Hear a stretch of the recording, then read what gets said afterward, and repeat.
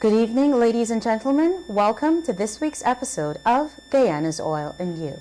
I'm your hostess, senior journalist at Kaieteur News, Kiana Wilberg. Tonight, we're switching things up a bit. We get to hear the media's perspective on oil and climate change.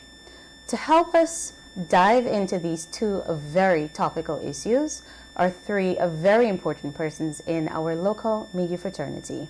Nazima Ragabir, the president of Guyana's Press Association, Abina Rockcliffe-Campbell, editor-in-chief at Guyana Standard, and Mr. Kemal King, research and content developer at OilNow. Ladies and gentlemen, welcome to tonight's program. Thank you for having us. Thank you. All right.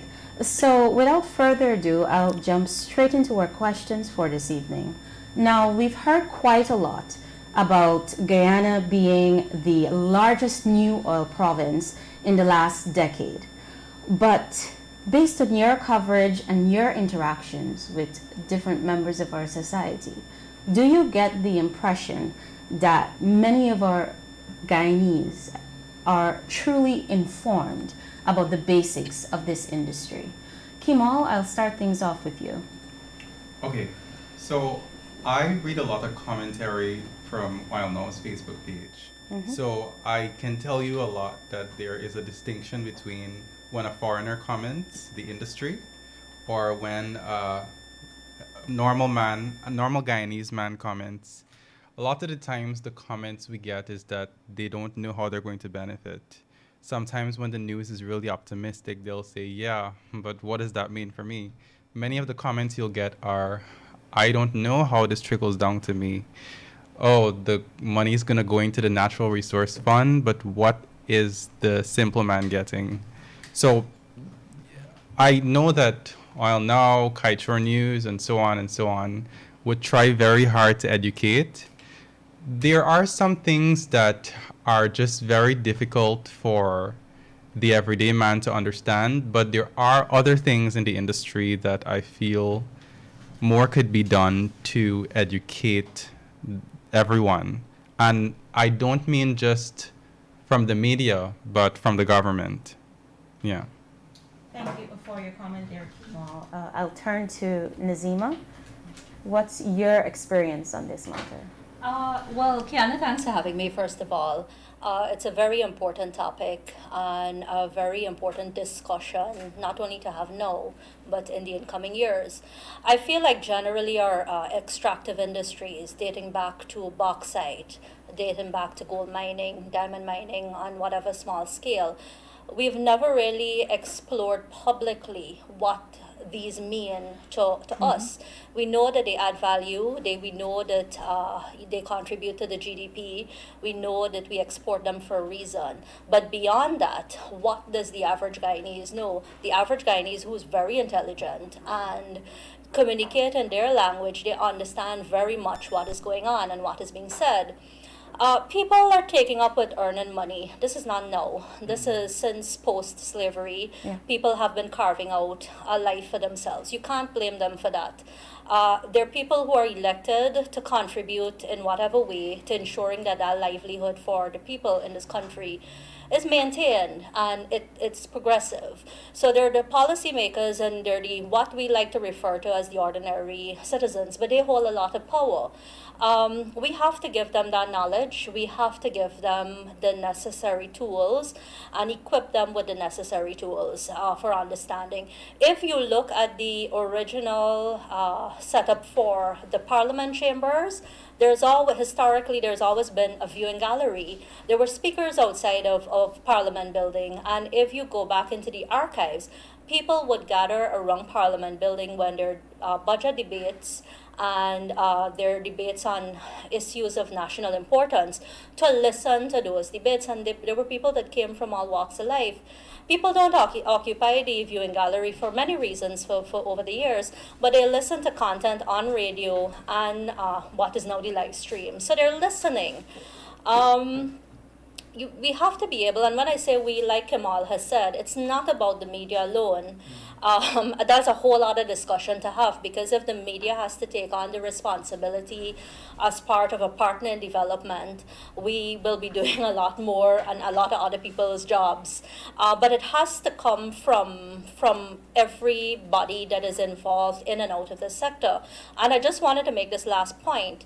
We need to update our social studies textbooks to include the changes that comes with the oil and gas and the energy industry. We need to have that sort of comprehensive education on so many things, constitutional rights, human rights, and our economy from that very young level. Thank you, Nazima. Abina, what has your experience been like as editor-in-chief and even prior covering the oil and gas sector? Guyana, again, thank you for having me. This is my first time on Kaieteur Radio. Something that Nazima said really jumped out, and she was talking about it from one angle. And what I find, what bothers me is that too many Guyanese, young Guyanese, are obsessed with oil only from the aspect of what I can get from it. If I can get a job in the oil industry, if I can get a handout or any other little thing about just me, and not, as you put it, learning about just the basics of the industry of itself. And the more you find out about the industry, the more you would want to know, and the more you would see that it is not necessarily just a blessing in itself, it's what you do with it. And I think the conversation needs to move from just that we have it and what can it do for me, but how can it set a foundation for Rain and Nairobi and Cairo? How can this industry really make a change for Ghana? Thank you for that comment there, Abina. And indeed, ensuring that the conversation is as informed as it needs to be, especially about the basics, will go a far way in improving and strengthening the democracy that we so often tout about. But a part of that information process, the media plays a very key role. We are not only the eyes and the ears of the people, we're also their pipe of information. We fuel that educational process as well. Many times, unwittingly, we do that. And with that, Nazima, I'd like to ask you to speak on some of the work that you've been doing as president of the Guyana Press Association on helping to train members of the media in understanding oil and gas so that we can be the correct guiders and extension officers on this matter.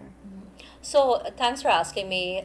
It is important that the media is equipped with the necessary knowledge going forward, not only on this. You did mention that we're going to talk about climate change, yes, and so many other issues within society. 2 years ago, we started a media training, particularly on oil and gas and transparency. It was interesting because it was 2 years ago, and it was the first of several training which were supposed to continue after elections. We all know what happened after elections, including the pandemic, which had sort of restricted any type of in-person training. So we're hoping to start this back this year, and not only to, and when we talk about oil and gas and energy, this particular training wanted to really equip reporters to do the work necessary to improve reporting on transparency, in particular in this industry. I'm very impressed with the sort of work and research some journalists have put in on this particular issue, and I think we can build on that not only in this particular industry but other industries. But with that said, we wanted to be able to work with the journalists to equip them and even fund stories that they might want to pursue, because a lot of the stories that are pursued takes a lot of time to do work on and takes a lot of resources. And we all know, Abina owns her own media house, Kemal has worked in the media. Media houses are limited. Advertising, can hit an all-time low, and resources are hard to come by. So media houses direct sometimes what they're going to cover based on their resources. So we feel like if we equip reporters to be able to do that type of reporting, it will add to the material that is already out there. I also want to focus a bit on, as part of that process, just let us understand that we have to communicate in a language that everybody understands. And we just had a discussion before this program. And, I like to maintain Guyanese are very intelligent. You just have to find the ways to communicate the information to them. And I always reference this particular incident in which I went in a flooded area and the lady told the BBC team, "I'll yarn the duck." And the man was looking for the duck, at which I explained that her house was flooded. And that is part of her heritage, her Creolese, her understanding of that. And, we have to find those ways to communicate to people and also provide them with the material that is there. The media has a role to play, but also the people who are voted in, whether it's the ruling party or the several opposition parties, those who hold parliamentary seats and those who don't, have to play a role, a responsible role in this education process. Not everything at every time has to be a political football, especially where a country's future is dependent on how you spend the money that you're acquiring. So it's not only about us, it's the civil society groups, it's all the other groups that are doing work and monitoring this particular industry. They all have a role to play. On that note, Kemal, I'd like to ask you, what's your perspective on the interest of the media in covering oil and gas? And do you get the sense that too much is asked of us where the educational prospect is concerned? Okay. First, I'll be blunt in saying that the coverage of oil and gas in Guyana, it tends to many times have a very contentious ear to it. And sometimes it can repel some reporters and even some readers from going near to it. And I think in moving forward, in determining how we're going to educate people, all reporters, all the journalists who have been covering the oil and gas industry for years need to be cognizant of that. How can we package our reporting, even public interest advocacy, in a way that people are not going to read it and think, is what is being given to me this negative. People don't want to hear that. So yeah, that's my only point for now. Thank you, Kemal. And on that note, Abina, I'd ask you to also share your perspective on the media's role in informing the public. Do you get the sense that too much is being asked of us? Do you get the impression that enough coverage is being provided from a comprehensive point of view? I can never bring myself to believe too much is being asked of the media when it comes to an information disseminating category, because that's essentially the media's function, to get information out and for you to ensure that that information is as accurate and as reliable as possible. I think that a lot of persons in the media have been taking their role seriously in getting that out. But as Nazima mentioned earlier, this is a new area for us all. We know about the traditional stuff, the bauxite, the gold and stuff. And even in those areas, we just know that we have it, it's taken, it's Reformed and sold. yeah, it's refined and sold and what it makes. But we don't know how many of us actually know about the nitty-gritties of these sectors. And now in the oil and gas sector, it's a big thing. It's a lot of information for even us to consume. I remember first learning about associated gas and non-associated gas and which one we have and thing. And by the time you catch up with one thing, then there is always more for you to learn. So while I think it's not necessarily too much is being asked of us, I think people need to also understand that the media is learning as well, and you want to ensure that you do not do harm in the execution of your duties.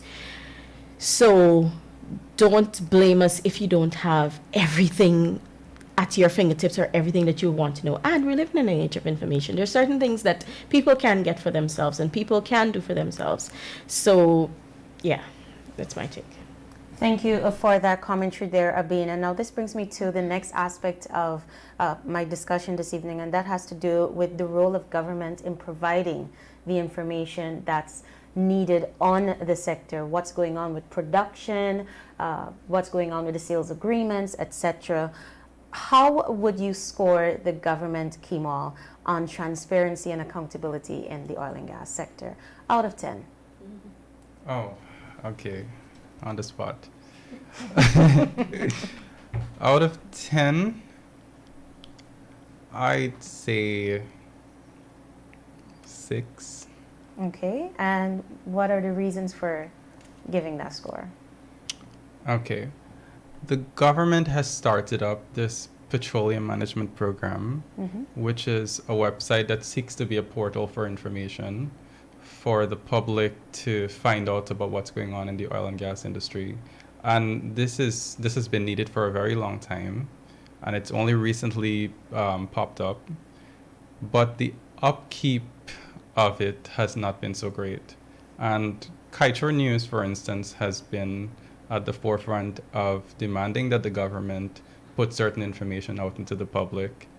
When I was here, I also did some reporting on putting production information and so on out into the public. And so we know that international oil companies report this information to the government. ExxonMobil has to report this information to the government every day. So we know they have the information. And when you ask the government for the information, sometimes they've said, well, if you want to know, you can request it. But I know that there are many countries where you don't have to go and ask, you don't have to go through a request process to say who you are and what information you specifically want. Anybody should be able to go on a website and find out basics of the oil and gas industry in their country, where they pay taxes, where they're citizens of the country. Thank you for that, Kemal. Nazima, what's your take? Out of 10, how would you score the government on transparency and I accountability? would not put a number to it, but I feel like everything that involves taxpayers' money and money that ought to benefit this country should be an open book. And this is from 2015 when, oil was struck and we signed a contract. All of that should have been public from the inception, and there are various excuses why not. I expected things to be a little more different come August 2020, and I thought we would have been given more regular updates on this particular industry. I still see Exxon making announcements when it should have been the government of Guyana. How many times are we going to do this where the company is making the announcement ahead of the government and a sovereign nation? And there are things like that. Exxon still hides behind the pieces that they produce and give to the media, and things like that. We have a Minister of Natural Resources, and while it's not on the minister alone, there are several other people in government, and dare I say opposition, who ought to be providing the necessary details. I'm sure there are experts in all these civil groups and all these opposition groups. Just as Kemal said, information is out there, and if you have access to the information, share the information to the public. With that said, I'm hoping as we move forward with the Natural Resources Fund and Committee that is also something that is open to the public, and not open to the public where you say, oh, but they're sitting 9 o'clock at whatever, and no one stream it live, and let the public get a chance to be educated and informed about what is going on. The most you can do is provide the public with the information, let them see what is going on, and let them make their own informed decisions. I really thought a lot more publicity and I want to say publicity, but education and awareness would have been done after August 2020. That hasn't happened. Thank you, Nazima. Abina, do you agree with the perspectives put forward by your colleagues, and what score would you give the government? I never able with the math. So like Nazima, I would want to shy away from putting a figure to it because I don't know if my calculations would be accurate considering all things equal. But generally, I agree with what was said, and we have sort of a checkered past when it comes to information relating to the oil industry.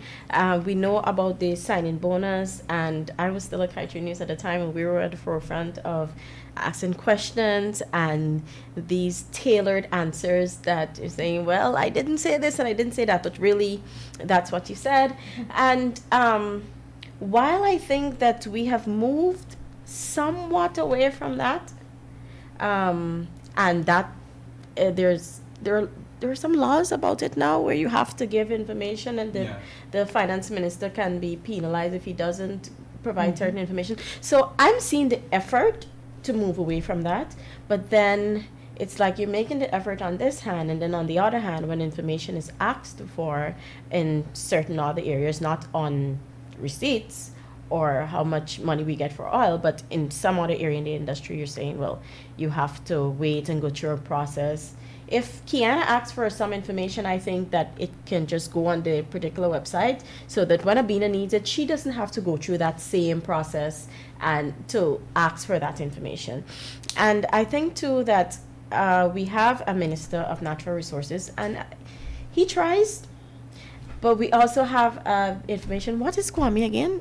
Minister McCoy. Sorry, thank you very much. Public Affairs. Minister of Public Affairs. Good. Yes. So we have a Minister of Public Affairs, and I think just with that appointment, it signals that, okay, we may be heading in the right direction, but that minister can serve a bit more in the dissemination of information, not just for the oil industry, but across the board when it comes to the affairs of the public. If I could just piggyback quickly Yes. on one thing.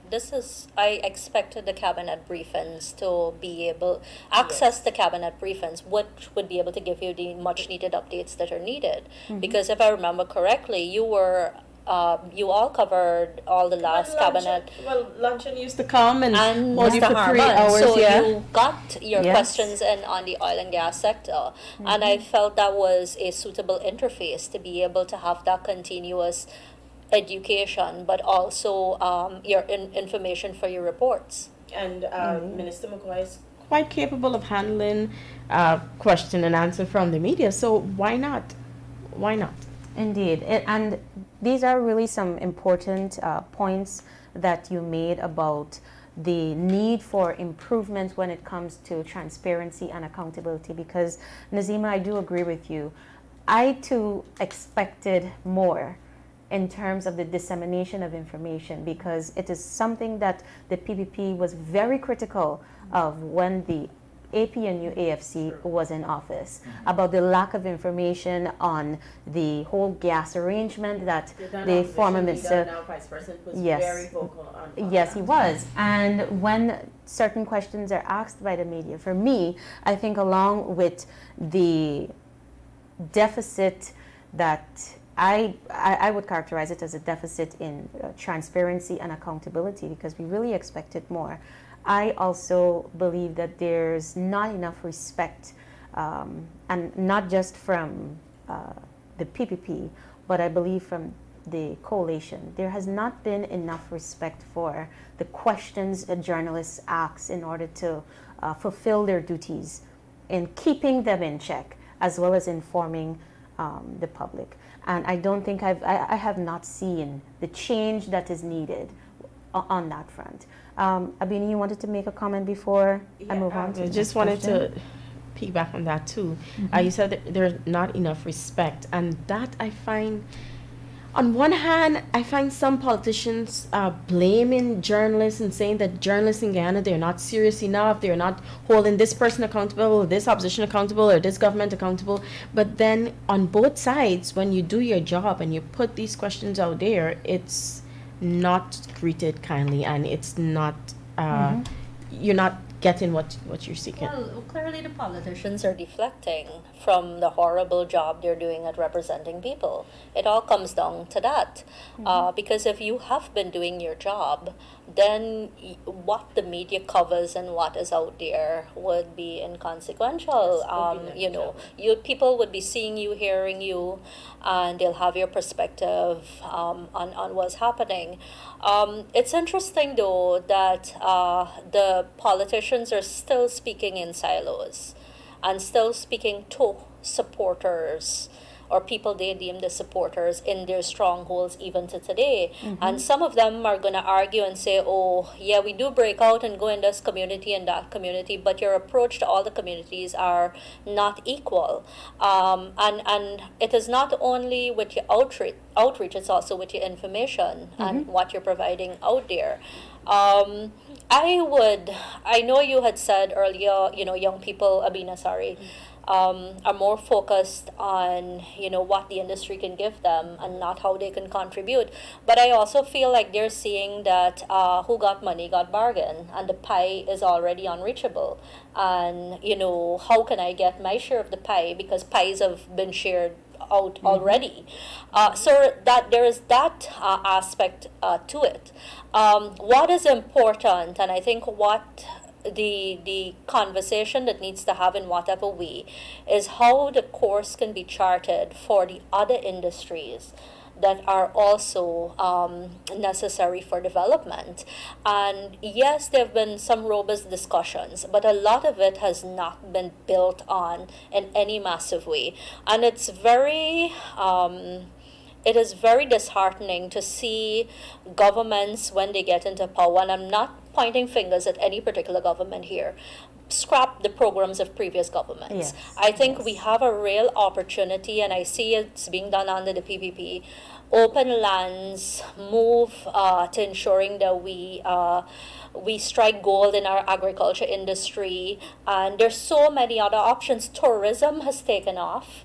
You know, people are discovering Guyana in so many different ways, and there's so much more that can provide jobs and that can, you know, do well to enrich people in a particular way. One of the things that worry me is that at every graduation, every year when there's UG, you know, graduates, I sat in a class last year, they're all people younger than me, and the lecturer asked them how many of them plan to stay in Guyana, and more than half of the class said they wanted to migrate.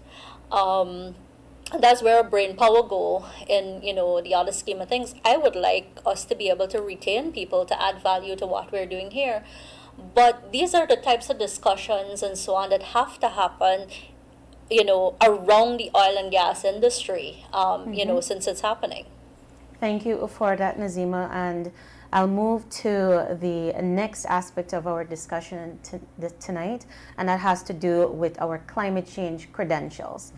There are many individuals who are of the view that our pursuit of oil is going to erode the gains made on climate change. And I know the government is currently on a campaign with the Low Carbon Development Strategy 2030 document. Abina, you have been keeping tabs on some of the consultations, so I'll start with you on this topic. What are your views? Do you think the perspective or that opinion is unfounded? So you asked me two things about the consultations, Yes. and about my opinion on The pursuit and whether it would erode our gains. So I would start with my opinion on the pursuits. So I think that there are some disadvantages of us pursuing oil in the context of climate change and where we want to be. But from the information that I gathered and from the reading that I've been doing, I think that the benefits, if our pursuit is managed correctly, can outweigh the disadvantages. So the main thing with climate change, we know the ozone layer is being, whatever holds in it, not technical terms, but, it's being destroyed. And that's because of the harmful gases that are being let out in the environment. And that's kind of what oil does when you use it, and with flaring and all these sorts of things.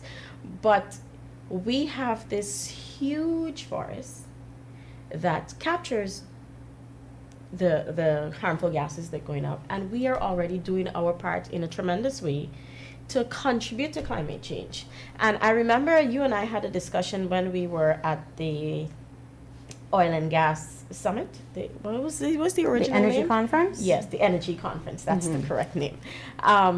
But one day, so Maya, why do I call people by the first name like I know them? PM Motley. Yes.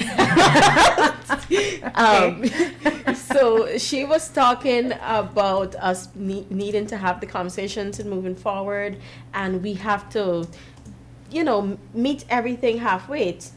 We want to contribute to do our part to fight in the fight against climate change, but we also want to develop our respective countries and Yes. put what's best for our people. And the next day, this man came, and I wasn't there at the time, but you filled me in, and you said that the man from the EU. Yes, the EU ambassador. Yes, he said that not because we did it, you're gonna do it now. But the thing is, you did it, and you developed your country, and your people are so much better off to the extent where, as Nazima said, our people want to go in your land because they think that they're going to be better off there. So if we're already doing so much on one hand, our trees hold enough carbon dioxide that then we can produce now 10, 50 years from now, 100 years from now. If we bring 5 more FPSOs and all that thing, we still trap in more than we're giving off. So Correct, we're yes. trapping more for us and about a few other countries. I don't want to give a figure if it doesn't come and say wrong.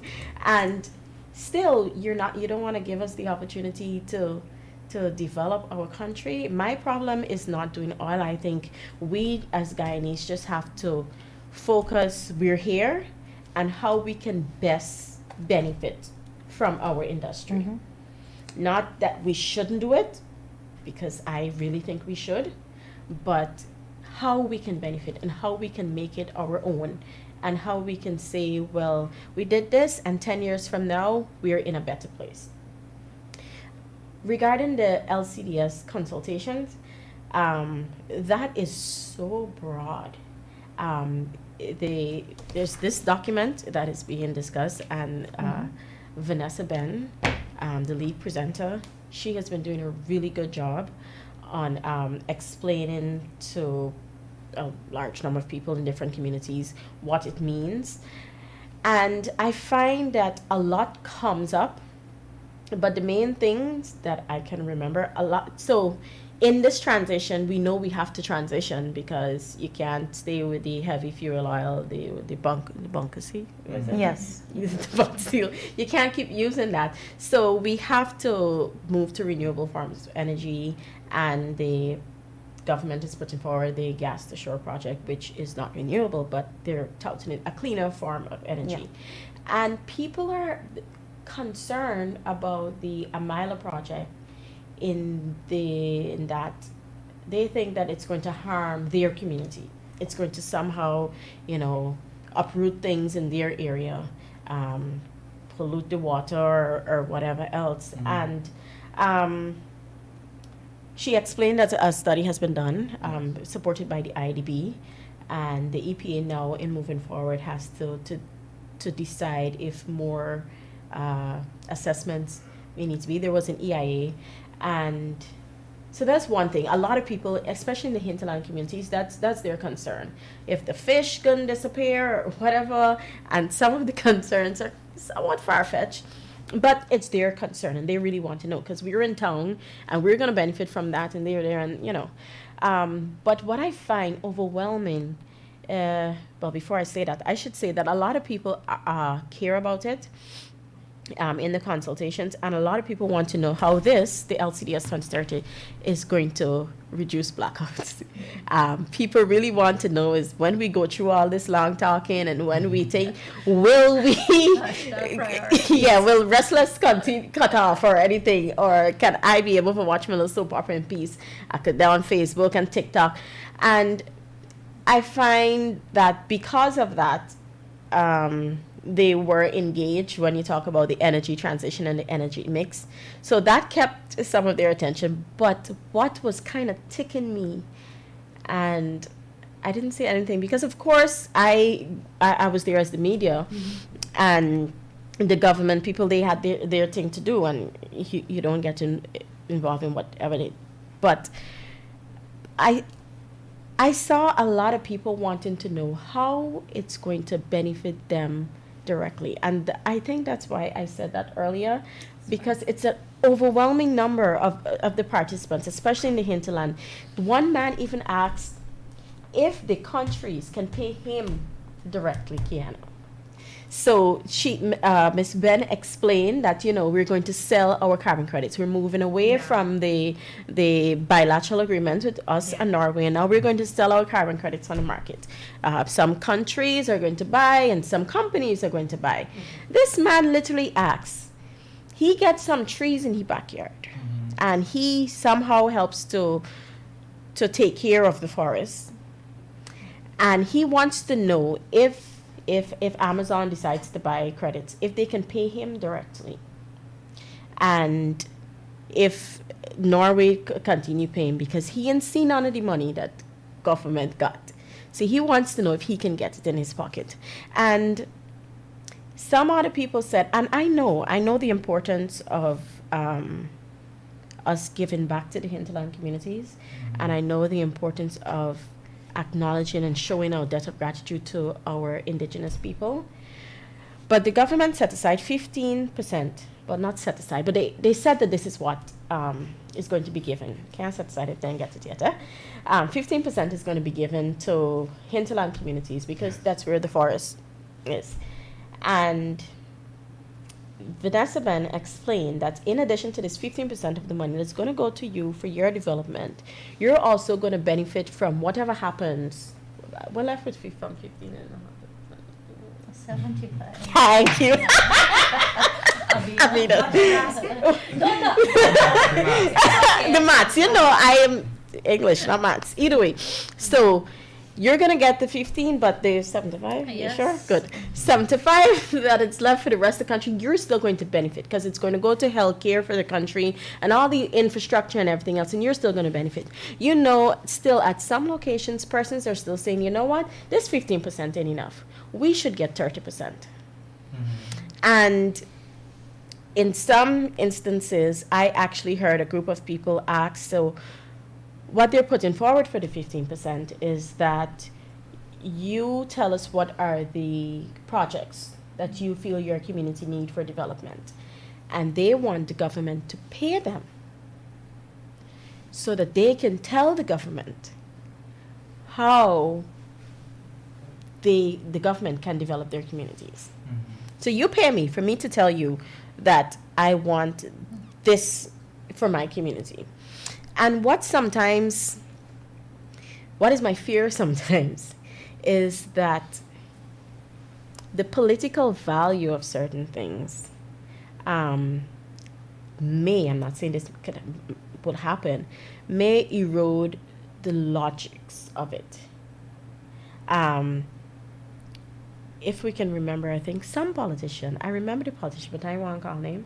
So we did so much for this particular community, and still they voted against us in the last election. And sometimes I wonder if because of this, because of the value that swing voters have, if these ridiculous,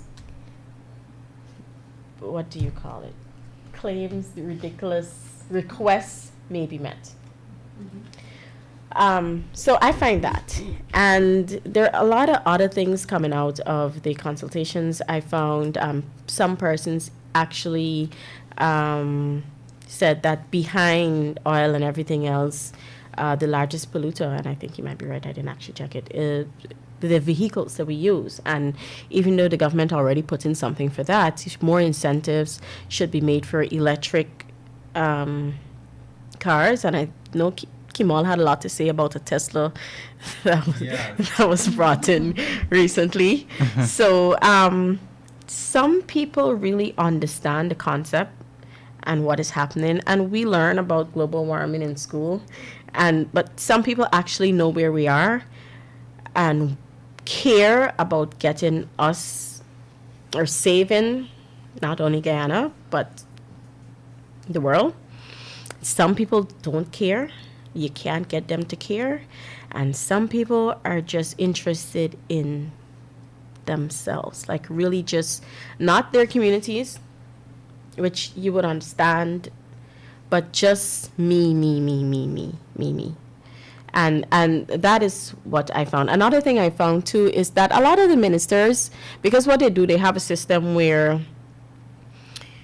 on each team you get a different minister. And of course you expect Minister Barrett, Vikram Barrett, to know about the document. But a lot of other ministers displayed a working knowledge of what we're doing. And it's a good sign, you know. I mean, I don't want to say you expect more, but it's a good sign that at least they're affair with the fundamental policy. Thank you for the perspective there, Bina. And, it's interesting, some of the observations that you made in many of these areas, the hinterland especially, about people being very much concerned not about how the document is going to secure the future, but how they could stand to benefit right now. Yeah, the monetary value. And yeah. If Jeff Bezos can put some money in their hands. I wouldn't fault Big Uncle for his thinking. I think he wakes up every day and he tends to something that is personal to him. That's where he gets his, his food, his hunting, and all of that. National asset. No, just listen out. I think it comes back to what people have in their pockets and how we can always give them more money. It could be fuel subsidy. The pandemic hit a lot of these indigenous communities hard.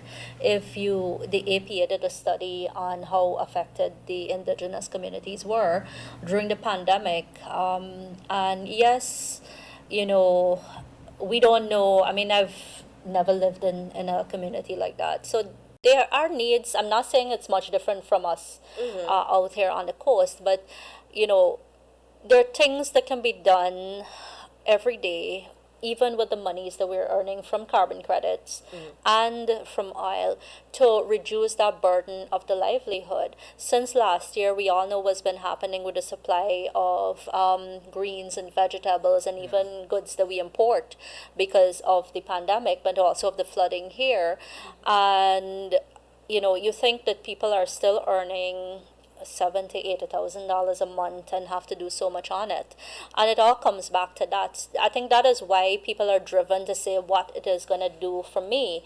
It's the frustration of it all. I understand. Yeah, and people are still trying to own land to build their house so that they don't have to pay rent. Me too. And all of these.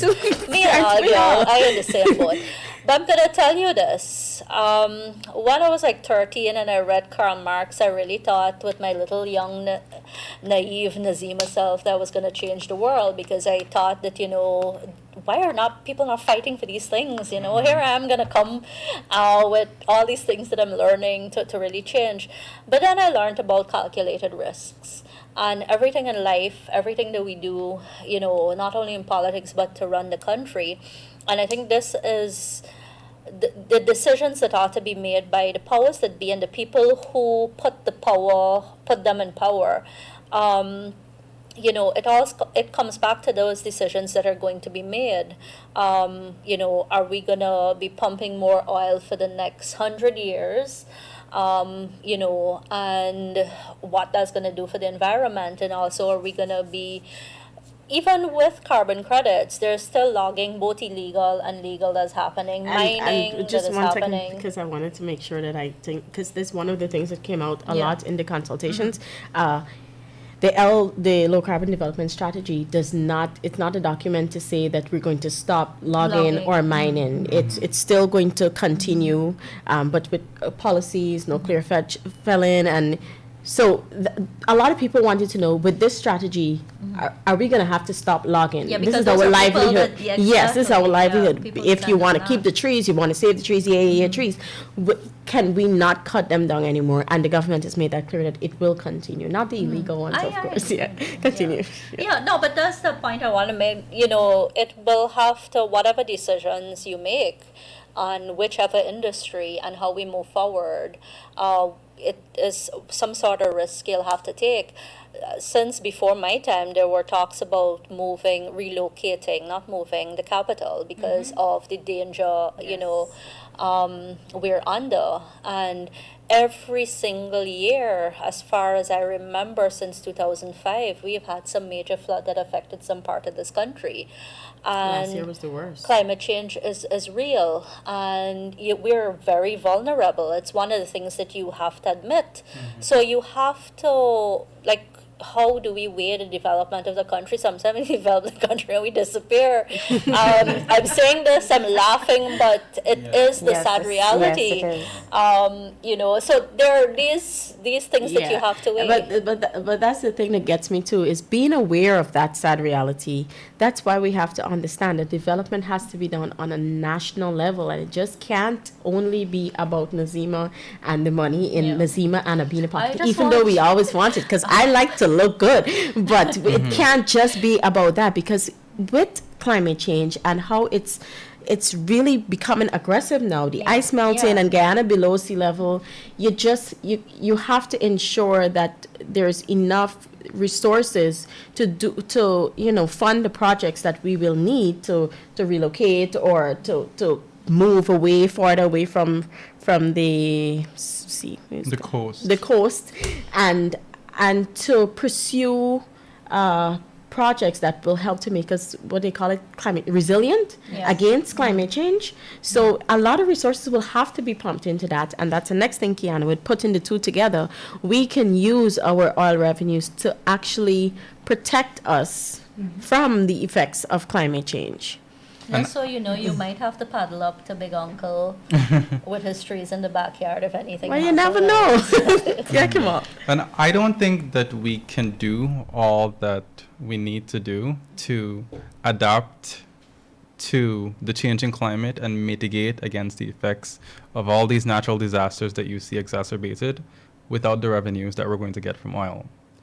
Now, on that point, we hear that we've had international conferences and summits to talk about how we're going to reduce our global footprint. And we have, for example, the United Nations Secretary General saying the other day that we're in a dire situation and that all countries need to step back now. Well, I say that for years, the developed world has been telling more low-income countries that they're going to give us money to help adapt and mitigate. Where's that money? You're telling these smaller countries that $100 billion US dollars annually. So you're telling these small countries that you're going to give them money so that they can help to adapt and mitigate, but you're not giving them the money, and you want them to make investments into transitioning just as fast as you are. And you have been growing your country based on your extraction of these resources for decades. How is that good faith? You have to ask yourself. So I understand. Okay, I went to school, and growing up, I was told that fossil fuels are damaging to the environment. And I understand the science, and I understand anybody who has a concern that the extraction of this resource is damaging to the environment. And I think that sometimes people use that simplistic argument to be duplicitous, but in my opinion, you really have to look at the wider situation. And these developed countries, they may have extracted this resource in a harmful way without considering how terribly it impacted the environment. But I believe that we're in a position in which we can do it better because we are more informed about what we can do, and there are a lot more resources available to us today. You can look at the gas to energy project, for example, and say, oh, it's going to be harmful to the environment because it's going to emit fossil fuels. It's a fossil fuel project. But when you look at it, when you bring on gas and you start to use it for power generation, it actually reduces our emissions because we get to use less of heavy fuel oils. We also have carbon capture and storage, which some analysts say would be helpful to make the extraction of natural gas, or they call it renewable natural gas.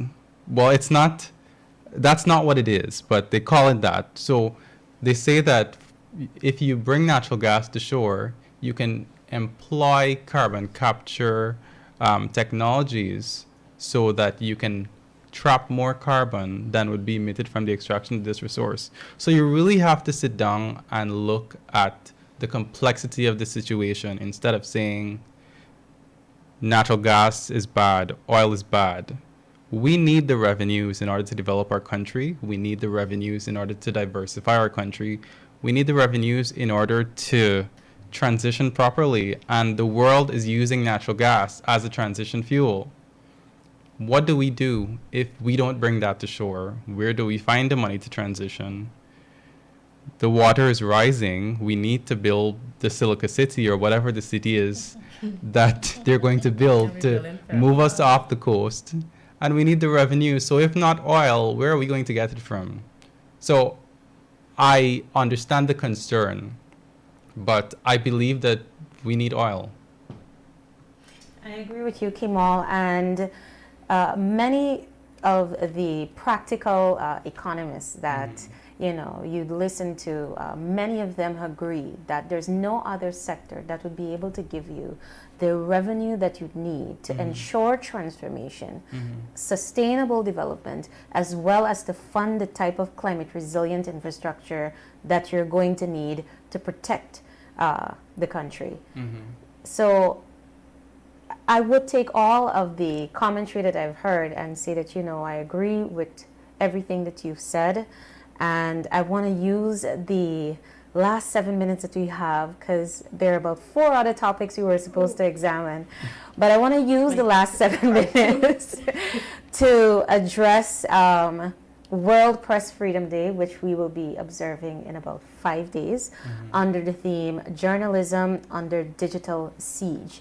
And with this theme in mind, I want to ask each of you to speak on whether digital revolution is making your working environment challenging or if it's improving. And when I say digital revolution, I'm asking about it in the context of how it has propelled this type of citizen journalism that we're seeing on certain social platforms. Is that making your work harder, or how is it impacting you? Nazima, I'll start with you. I mean, I have no respect for that term, citizen journalism. It is not something that exists in my books. What I've seen on social media in particular, not only by social media commentators, but other people, people come back to the media and what the media is reporting. Is Guyana Standard reporting this? Kaieteur News, Tabrik News, what is News Source saying about it, Newsroom or whatever? But people still come back to, for that verification process. There are people who wouldn't, but there's still people. I know my mom sees stuff on Facebook every day, but she looks at the 6 o'clock news like it's her verification tool. And so there's that. The work of the media has always been important, not only in this country and in this context. And there are reasons that we do the things that we do. and we have ethics, and we have to follow rules. We all know here about providing the right of reply and why you should try to get as many angles to your story and information, and putting that information through verification tools and fact checking, and why research is so important. And we all know how time consuming it can be if you're investigating a story. That even if that story ends up being just 2 or 3 paragraphs that you spent a couple of months, looking into. There are other people who don't do that. They take a picture, they put it up, or they go and interview somebody who's a victim without taking into consideration the trauma that person has just faced. And I mean, we've been there. We've been at the bottom of the barrel when it comes to that, but we've learned from that. I feel journalism under surveillance, given what has been happening across the world for the past 2 years, in and out of the pandemic, is something only the people who are on this side of the fence would know. I'm sure we have all been subject of online bullying and targeting, both in person and online, but everybody feels that online it's easier to do it because there's a platform of which you can do it and it can't be traced. Doxing happens. If somebody has my number, they can put it out there, or my address and stuff like that. And that has happened to me. That type of bullying and that type of digital type of bullying is something that is real for journalists.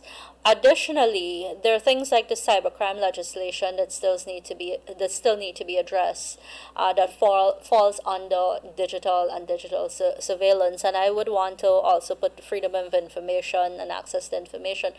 Those are things that still need to be addressed in some wider way. I recall the police report made by Leroy against the alleged yes, and it is important to see how that particular case has been treated, because had somebody also made a report against Abina and say, oh, I feel Abina is mudwater, allegedly, I'm just, hypothetical situation here, that meant the police could have seized all this, which is what she uses for journalism, her laptop, which she uses for journalism. And you have to think about these things in those particular contexts and the threat these things are to what we do. And I'm saying this because we have repeatedly raised these particular issues with governments. The last government, when they were piloting the cybercrime, and even though they acknowledged some of the suggestions that we made, there's still lots more that can be done. I think, and even speaking about that, I think generally people don't understand what we do as journalists, and that's sometimes why we get targeted. I also feel that we have to be responsible enough in what we do. I'm not saying that, don't make yourself a victim or that type of thing, but just be responsible in what you do and what you put out there. I feel like if you're doing credible work and you're providing all the necessary information, people are going to target you nonetheless. But, there's a little comfort in that. So there are a couple of things I just wanted to mention really quick. On the 5th of May, the Association of Caribbean Media Workers, along with the Media Institute of the Caribbean, we're launching 2 reports. One that has been funded by UNESCO that will be looking at media viability, which is very critical when you talk about, what's happening in the digital sphere.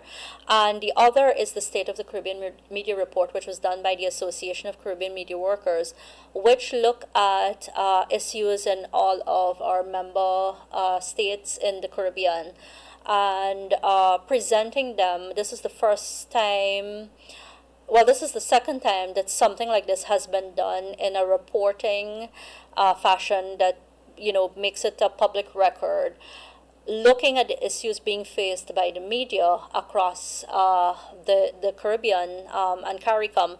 To particularly note is that the pandemic has really changed the dynamics of media engagement with governments in particular. It's not only in Guyana.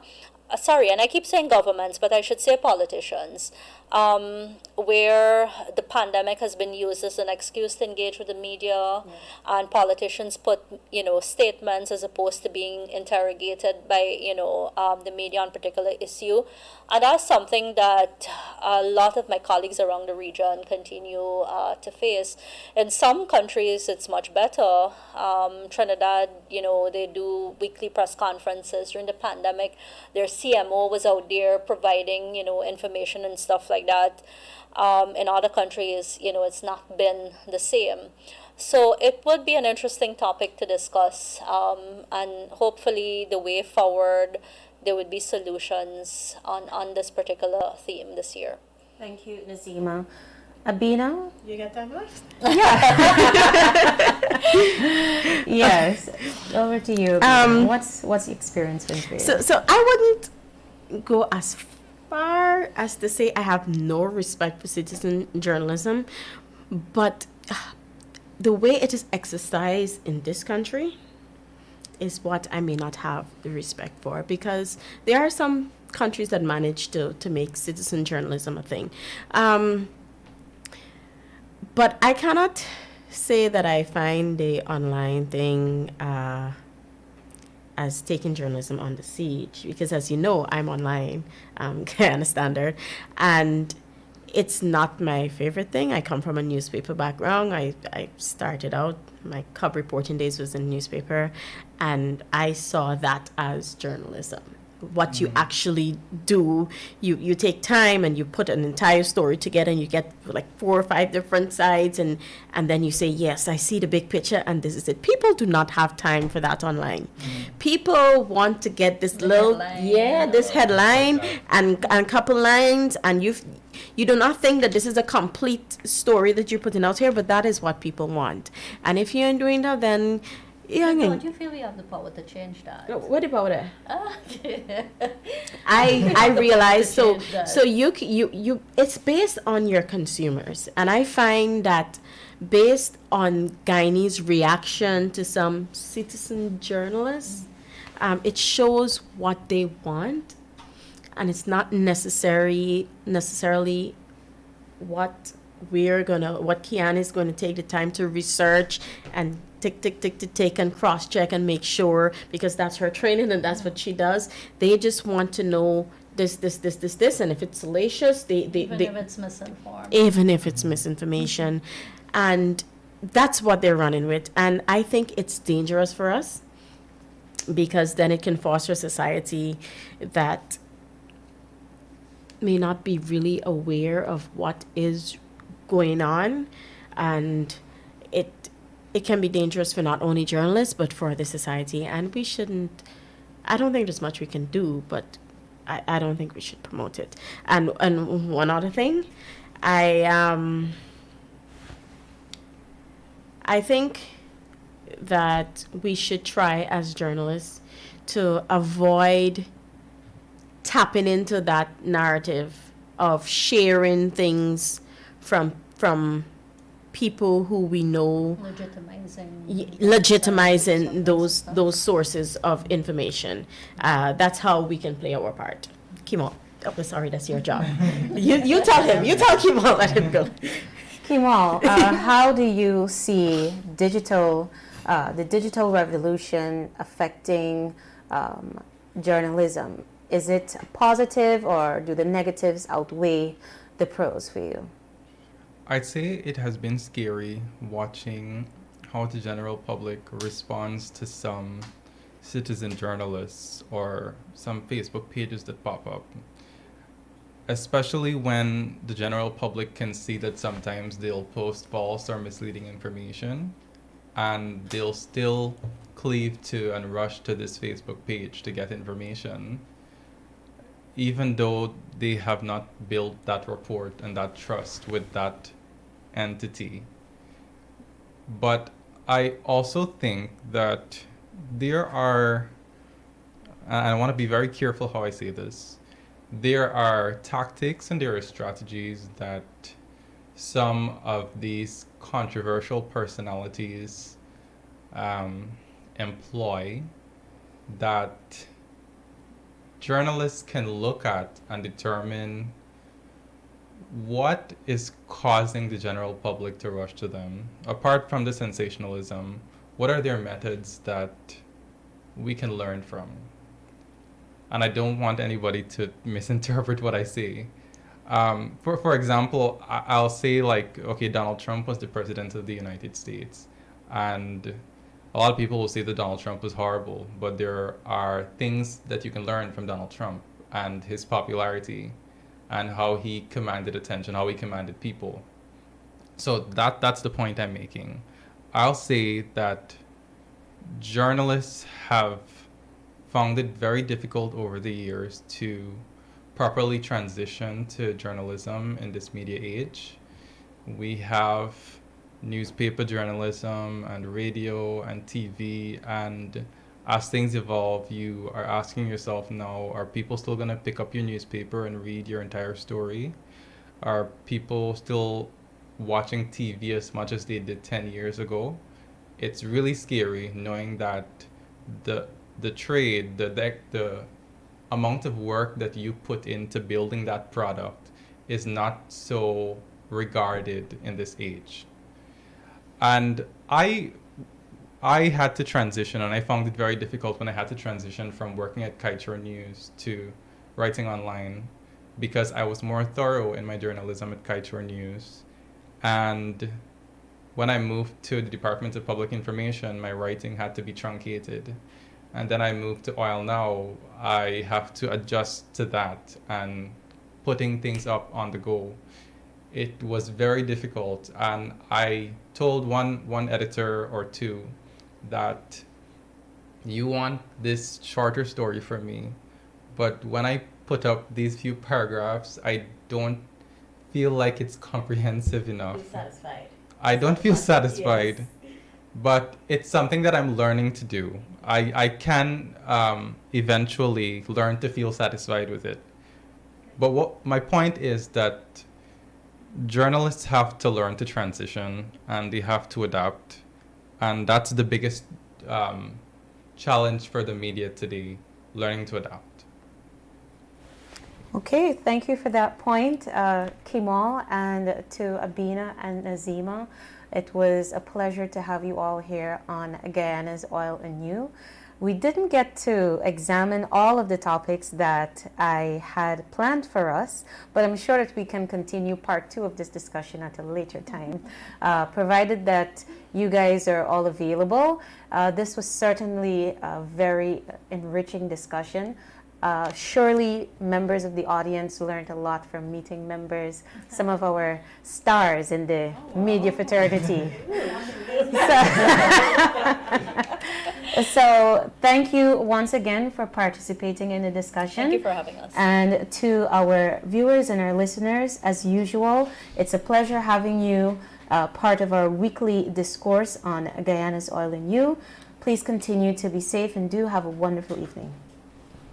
Good night, guys.